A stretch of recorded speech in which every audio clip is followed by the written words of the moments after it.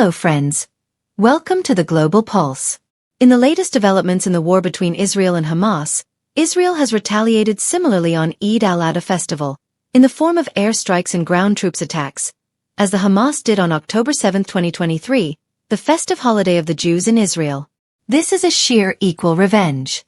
IDF strikes terror on those celebrating Bakri Eid in Gaza. Israeli PM's shocking announcement. Israel has heavily bombed the Bureij camp in central Gaza. At least 5 children and a woman have died in the Israeli bombing, with reports of several others being injured. On the other hand, Israeli Prime Minister Benjamin Netanyahu has dissolved his war cabinet. Israel has once again unleashed terror on innocent Palestinians. The Israeli army heavily bombed the Bureij camp in central Gaza. In this bombing, at least 9 people, including 5 children and a woman, have been killed, while many others have been injured. Reports are emerging of people being trapped under debris. The injured and the dead bodies have been taken to the Al-Aqsa Hospital in Deir Al-Balah. News agency Associated Press has reported about the killing of 9 Palestinians along with dozens of people getting injured. The press mentioned that this attack happened when people in the refugee camp were preparing to celebrate Eid Al-Adha festival.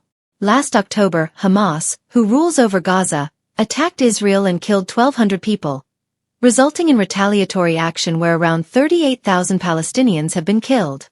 On the other hand, Israeli Prime Minister Benjamin Netanyahu has announced the dissolution of his 6-member war cabinet.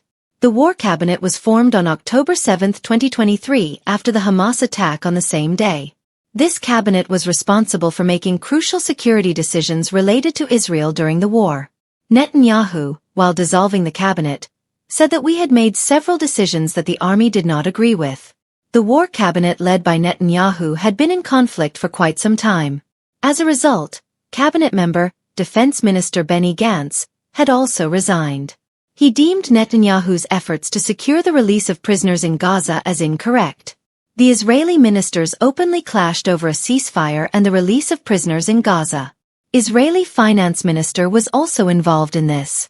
Benny Gantz had said that if the Israeli government stops the deal for the release of prisoners, it will have no right to stay in power. Meanwhile, Finance Minister Bezalel Smotrich said that if the government is ready for an agreement, it will be a shameful surrender. If Israel's planned attack on Rafah is postponed, the current government cannot continue. He opposed the ceasefire. Here, the pressure on Israeli Prime Minister Benjamin Netanyahu and his government is increasing for the release of Israeli prisoners from Hamas captivity. In recent days, relatives and friends of the prisoners in Tel Aviv have been demonstrating continuously. On Saturday, once again, thousands of people took to the streets, opposing the Israeli military campaign while demanding negotiations with Hamas for the release of prisoners from the Israeli government. The relatives and friends of the prisoners are afraid that if Israel continues its military campaign in Gaza, the war will prolong and more prisoners will be killed.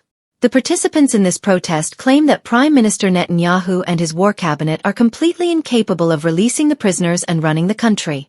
In this situation, Netanyahu should immediately resign and hold general elections in the country. Only after these protests, Netanyahu has made a decision. Let's tell that last year on October 7th, Hamas attacked Israel and captured more than 250 people. Hamas has released about half of the captives so far, while 41 captives have died. But still, there are about 116 Israeli citizens in its captivity.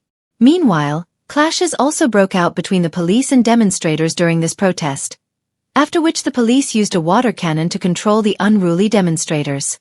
Thank you very much for watching. Always stay tuned for the latest news and updates across the globe. Goodbye and see you soon.